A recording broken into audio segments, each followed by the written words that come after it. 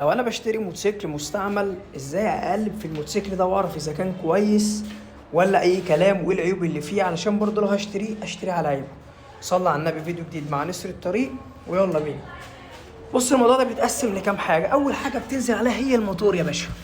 اهم حاجه ان تتاكد ان موتورك ده محلش قبل كده. تتاكد ازاي؟ الموتور ده خداع، ممكن يحط لك فيه زيت تقيل يخفي اي عيوبه. مهما تزود بنزين او كده تلاقيه ما بيظهرش معاك ان المكنه بتدخن او حاجه. فاحسن حاجه تنزل الزيت بتاع الموتور ده يا باشا وتجرب من غير ايه، من غير الزيت اللي هو حاططه لك. تاني حاجه هنعمل الحركه المعتاده بتاعه الموتور، ان انت هتزود بنزين جامد وتقرص على المكنه، هتشوف ان هي بتدخن معاك دخنه هنا بيضه ولا لا. لو دخنت معاك دخنه بيضه طبعا كده الموتور مفوت. ودي حاجه انت برضك بتشوفها بتراعي في السعر، حتى لو تشتري المكنه بس تبقى عارف ان الموتور ده مفوت وهيدخل معاك ايه في نص عمره بتغيير بيستم. تمام. وتشوف صوت الموتور برضو ناعم ولا لا، بحيث تبقى عارف اللي في المكنه ده هيبقى بيستم ولا هيبقى حاجه تاني. طيب، تاني حاجه واهم حاجه هو الشاسيه.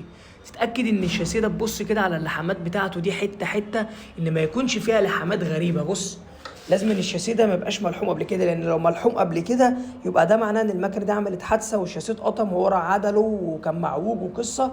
فطبعا المكنه دي يبقى فيها مشكله شاسيه.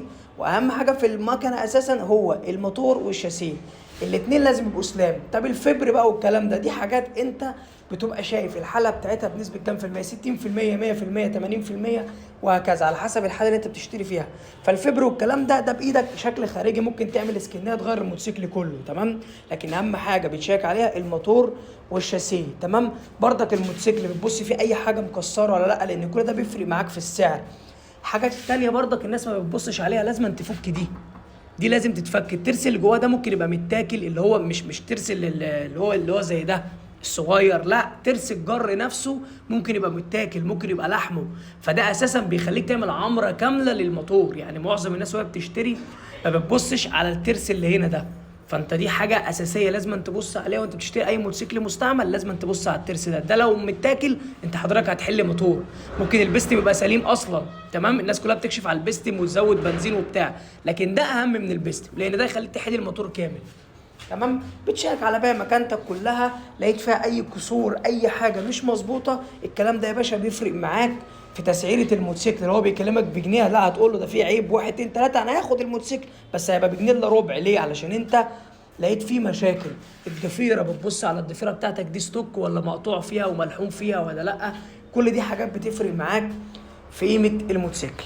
تمام. وطبعا انا ما اقدرش اقول لك اسعار او ما اقدرش اقول لك اي موتوسيكل بيبدا من كام لكام، عشان في ناس بتسالني السؤال ده. لكن انت بتشوف الراجل عارض بكام وبتشوف سعر السوق بكام وبتديله رقم متوسط ما بين اللي هو بيتكلم فيه وما بين السعر بتاع السوق العام.